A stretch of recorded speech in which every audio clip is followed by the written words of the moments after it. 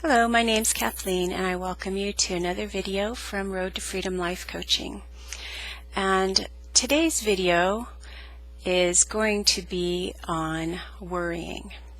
And I wanted to give you, I'll just read you the definition of worrying. If you've never read this before, I'll read it to you now. And as I'm reading it, I want you to kind of think about this definition and see yourself being at the mercy of this definition, okay? So, to worry, the verb means to torment with care, anxieties, and troubles, or to seize, especially by the throat, with the teeth, to shake or mangle, as an animal would do, or to harass repeatedly by biting and snapping. That doesn't sound too good for us. So, why do we worry, and where did that come from? And is it ever helpful in life to worry about something? So, think about when you were a little one, and here you are, this beautiful little baby, and you come into this world and you knew nothing about worrying. Babies don't worry. Babies are very good at living right now, right here. So that baby, if that baby wants something, that baby's going to cry for it. Babies are wonderful examples of living in the now.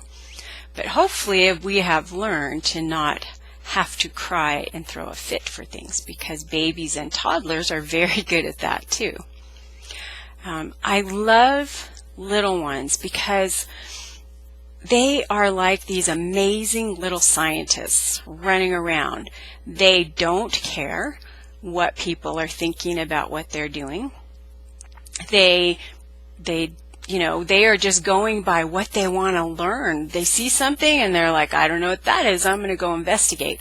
I love that. I want to keep some of that with me. I want to still be a scientist and to always be excited about new things and learning new things. And so there's a lot of great examples we can take from babies. Throwing a fit is not one of them. And we adults have our own ways of throwing a fit, don't we? So babies and toddlers throw a fit because there's no reasoning there yet. Have you ever tried to reason with a 3-year-old? It's not very fun. And so as adults, we are in a place now where we can reason. We can understand things. So let's talk about some situations with worrying. What is a common thing that people worry about a lot? And one of those common things would be money. And you can worry about it, and you can worry about it, and worry about it, and it can eat you up. But I will tell you, worrying about something doesn't do anything about solving it. So the first thing we need to do when we are worried about something is identify, what are you worried about? What is it that's not letting you sleep at night? Write it down. What are you worrying about?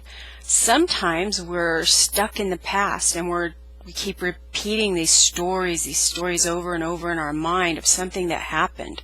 Okay? Or, as in with money, maybe you're worried because you didn't have money before, and then you jump ahead into the future, and then you're like, well, I might not have money for this or for that. And so it's not really possible to be awake and to be fully present in our life if we are worrying. So instead of worrying, we can analyze what we're worrying about. So number 1, write down what it is you're worried about. Money. Okay? Number 2, is there something that you can do about it? Is there a solution to this? If there is, write it down. This is not worrying when we're writing down ideas. But if you get stuck in worrying, your mind can't think of anything productive. You're just stuck. You're stuck in this vicious cycle, and it just keeps going around and around and around. So, is there something you can do about it? If there is, write it down. If there's nothing you can do about it right now, let's say you have put in some applications, or you've talked to somebody and they're thinking about hiring you, what good is it going to do for you to sit there and worry about it till you find out next Thursday whether they're hiring you or not? That's not very productive, and all you're doing is tearing down your body, and you're not allowing your mind to be able to think of things that would be helpful. Okay, so instead of getting stuck in that cycle, how much better it would be to write down, well, is there anything I can do about it? I could set aside a couple hours of your day and go, okay, I'm going to check out this place and this place and this place and this place. Write them down. Do that. Then, if that's all you can do that day, I can promise you, worrying about it is not going to help your situation. So what can you do if you've done everything you can and you don't know what to do now? You've thought about it, you've realized that you can only do this and this and that, so now what do you do about it? You let it go for now. Start thinking about things you're interested in. Instead of worrying, snap yourself out of it and start thinking about, what am I interested in? What would I like to learn about? And start looking up those things, or go for a walk. Go play some basketball. Get some people together to do something. That will help you mentally and physically to feel better. But to get stuck in the worry cycle about your job or money is not going to help. Okay, what's another common thing that we worry about? We worry about our friends and family. So let's say you have a friend who just found out that they have cancer. And perhaps they had cancer 10 years ago and they got the all clear, and now they find out that they have cancer, that it's returned, and your friend's in the hospital, and you love them so much. This is just eating you up. So what good will it do you to just worry about it? What can you do? Identify what you're worried about. I'm worried that my friend has cancer again. Is there anything that you can do about this? Is there a solution to this? And, yes and no, but you would have to talk to your friend about it. If your friend is saying, I'm done, I don't want to go through this anymore, I'm not taking chemo, I'm not doing any of that anymore, I'm done, then instead of worrying, you could use your mind and your heart to start thinking about, what can I do to help my friend be more comfortable? What can I do? I can talk to them. I can find out what they would like, what they don't want, and I can start letting my brain do something productive to help my friend. If the friend says, well, I would like to maybe go down to Mexico and try a clinic. Well, great. That gives us something to do in that area, too. We could look up these clinics for them. We could find out the prices. We could find out routes to get down there. How long does this take to get there? How long would this treatment be for? And so on and so on. So that gives us something to do to be productive. If they don't want to do that, then the only thing we can do is to help them be comfortable and to be able to have dignity. So this is another thing that's coming up quite a bit. We humans don't like it when something is presented to us that we can't, we can't really fix it. We don't like that.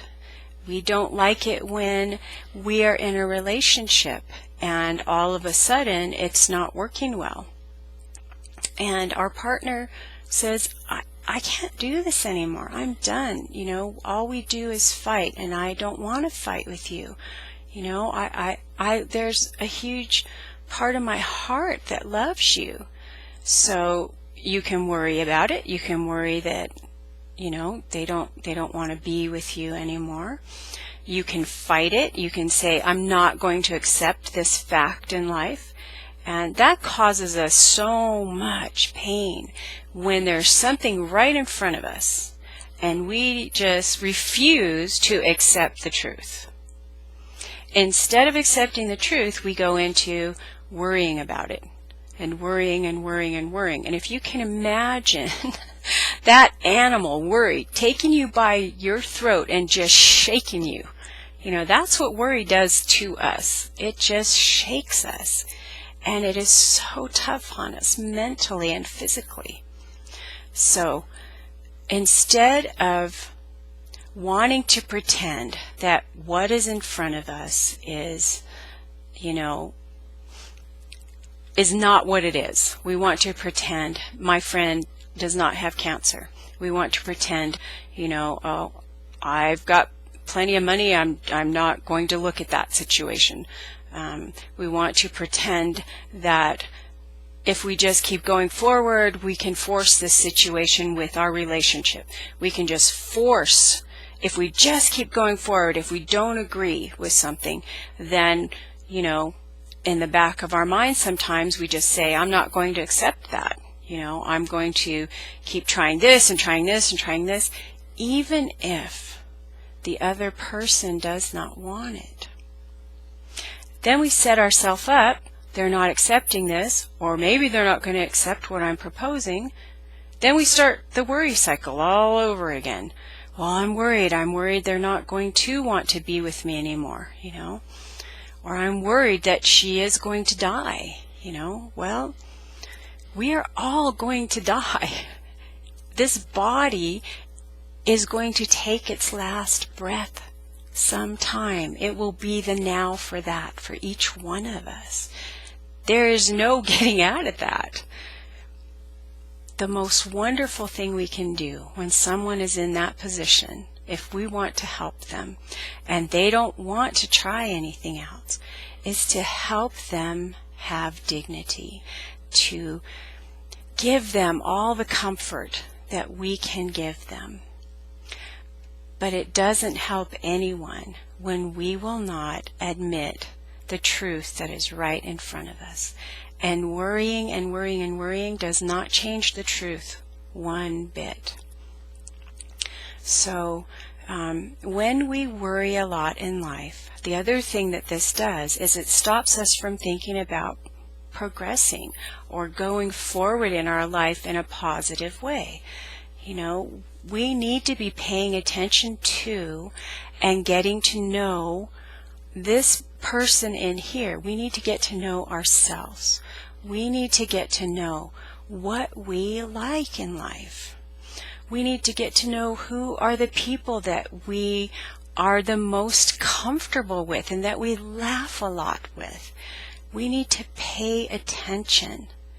You are important. You are very important, and you are worth paying attention to see what you like and what you don't like in life. When we spend our time worrying about all these other situations that we have no control over, we lose all that time of finding things that we do have control over. Those things that we want to learn more about. Maybe, you want to learn how to paint. Maybe you want to, get into mountain biking or whatever it is. Even if no one else has taken the time to get to know you and what you really like, you can take the time. You have to take that time first. You know, and I've said it before, we are energy. We are eternal beings. We will always, always be living somewhere in some form. It is up to us to find out what we love. Because when we do that, when you find something that you really are drawn to, and you start putting more of your energy into that, and more into positive as far as, I really want to learn about that, and I really want to go see that, and I want to go do this. When we start putting that positive energy out there, that's an actual feeling other people pick up around us. And so if you have been going through a very tough time in a relationship, and you really felt like this was the one, and it wasn't too long after, you were married that you could tell this wasn't going how you thought it was going to go. And we spend a lot of energy forcing that away, forcing that truth away that this isn't working anymore. And so if we do not, after we have tried some counseling or whatever we can do to find out what the problem is with this relationship, if it is really not going to work for whatever reason, and let's say you do break up, you do become divorced. If you do not take time to get to know what you love in life, what you are drawn to, and you don't take time to get involved in that, even just reading about it, getting books about it, reading online about it, talking to other people about it, you will stay in the pain that you were in, and you will definitely attract that person again that is going to match with your pain. There's nothing, woohoo about this. This is just how energy works. It's not complicated. Find out what you love. Find out what you want to do. Maybe it's gardening, So many of us love to garden. Maybe it's you want to learn more about travel. Maybe you'd like to be a travel agent, Who knows what you want to do? There's a huge world out there with all these different options. And it doesn't cost any money to go to the library. You can go find out what you love. You are worth it. So that when you are ready to allow someone into your life that will definitely be a match for you, if you have found out what you love, you have a much, much higher chance of meeting someone that you will have around for a very long time, and you will learn and grow together. Again, if you do not find out and you just go from one relationship into another without finding out what you really love, you are just going to attract again that pain. And pain is not here to torture us. Well, not in a bad way anyway. It's here to wake us up. It's here to say, you're in this pain. What do you want to learn? What is your lesson here? What do you want to learn from this pain? Find out what, ask yourself, what did I learn? What did I not like in this relationship or this last job or whatever it is, and write it down. And then find out what you do like and put your thoughts on what you do like. That's another problem we have with worrying. When we're worrying, we're constantly thinking about what we don't want. Again, we are energetic beings. That energy is going to be there. What I don't want, what I don't want, what I don't want. So guess what we attract? What we don't want. So you want to be able to think about what you do want. You want to be able to see yourself happy. Meditation is so wonderful for helping you with these kind of things. And meditation, it doesn't have to be some, like my dad would say, out there in hippie land thing, out there, oh, you're being a hippie again. Oh, you're dressing like a hippie again. Whatever. Meditation can just be some quiet time for you to be able to think about what you love. A time for you in the morning, if you just take 10 minutes and start thinking about and getting quiet, but thinking about what you love, what you are thankful and grateful for. That is a powerful meditation. If you can do that, and if you can during different times of the day ask yourself, what am I thankful for right now? You will change the way your brain chemistry is working, and your mind will start looking for things to be grateful about instead of things to worry about. Worrying never, ever changes anything.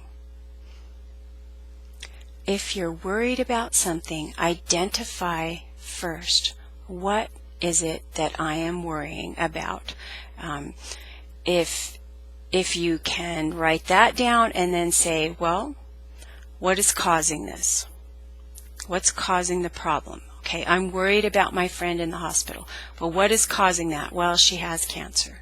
Okay, so the third thing is there anything that you can do about this situation? If it's yes, and she just wants somebody to help her cross over, then be there for her if you can. If the answer is, that she would like help finding a clinic or something that she could go to, then you got a yes there. And you can actually do something about it. If you cannot do anything about what you're worried about, the only thing left for you to do is to let it go and start thinking about things that you are interested in. Start thinking about things that you can do something about. Because when you're worrying, you're not being productive. You're not helping anyone, ever. So worrying is a huge waste of human time here. And I hope this helps you be able to understand that, and be able to understand that it is possible for all of us to unlearn worrying, because we didn't come here worrying. You, as an adorable little baby, did not come here worried about anything. You knew what you wanted, and you either got it or you cried about it until you did. Worrying is something that was taught to us by those around us, and we can let it go. You do not have to be stuck in this place of worry. You don't have to be stuck by this energy grabbing you by the throat. So if you're worried about something, I hope this will help you identify what it is and understand whether or not you can do anything about it. We all came here to learn. We came here to go through the things that people are going through that we don't like them to go through. We don't want our friends to be hurting. We don't want to go through certain things. We don't want to be in a relationship that's not working anymore.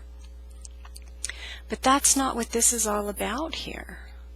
This is about experiencing life in this human body, experiencing all the emotions we wanted to come here and experience, experiencing all the joys and all the pains.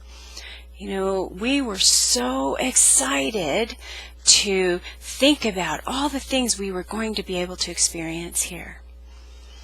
Well, we wanted to do that. That's why we're here. We didn't come here to just have this life where we want to gather more comforts to us. Well, I want to get more money so I can buy a better car, so I can buy a better house, so I can, have these things. We did not come here to gather more and more and more comforts for ourselves and our loved ones. It is nice to have things, but that is not the purpose of being here. The purpose of being here is to experience, to grow with these pains and these challenges we have here, to finally get to the place where we are these human beings that have compassion for other human beings. We have empathy for them. We come here to learn that coming from a place of fear is never any good. It is never going to help us. And so we come here to learn the biggest lesson, and that is that we are worth coming from a place of love. And if we are stuck in that worrying mode, there's no way you are going to be able to come from a place of love. You can learn to let it go. You can learn to identify it and let it go if there's nothing you can do about it. Sometimes we use worrying to distract ourselves, to not look at our own life, to not look at what we really want to be doing or learning about. You can relearn how to love yourself. You can relearn that you are worth it. You are worth getting to know. So, let go of the worrying. It will never do you any good. The only thing it will do is harm you. If there's something in your life that is right in front of you that you don't like, but there's nothing you can do about it, learn to accept it and go on from there. Blessings on relearning how to not worry. And I will see you on the next video. Bye-bye.